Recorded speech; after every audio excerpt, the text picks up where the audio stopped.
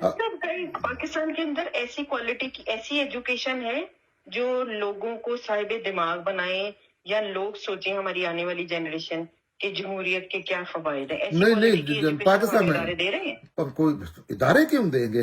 آپ پھر وہی بات کر رہے ہیں، مطلب میں اپنے پاؤں پہ کیوں کلاڑی ماروں گا؟ جو حاکم ہے وہ جمہور، آپ سمجھتے ہیں کہ اس کی تو موت ہے جمہوریت میں، شعور میں اس کی موت ہے، ملائیت مر جائے گی۔ قرآن بڑی سمپل سی مثال ہے، اللہ کی کتاب بندہ سادہ ترجمہ نہ سمجھے، پڑھنا شروع کر دے، مولوی پہ وہ ہو گیا کام، جو جالت مولوی مرنا شروع ہو جائے گا، یہ سسٹم ہی ختم ہو جائے گا۔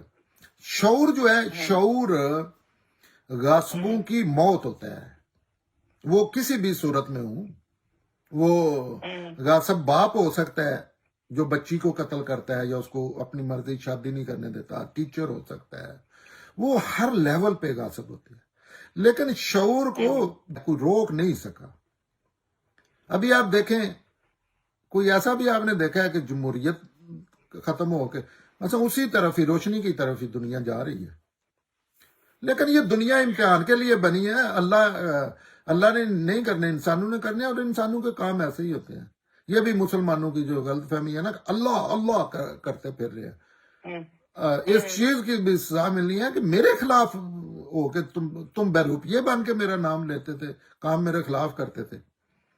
اور یہ جو لوگ رس لگا کے بیٹھے ہیں نا، اللہ کرے گا جی، اللہ کرے گا، اللہ بالکل نہیں کرتے ایسے کام، آپ نے کرنا ہے۔ ہاں، یہ اگر کوئی اللہ نے کمی چھوڑی ہے، قرآن نہیں آپ کے پاس، آپ کی فطرت میں نہیں پتا آپ کو، تو پھر تو آپ کی بات جائز ہے۔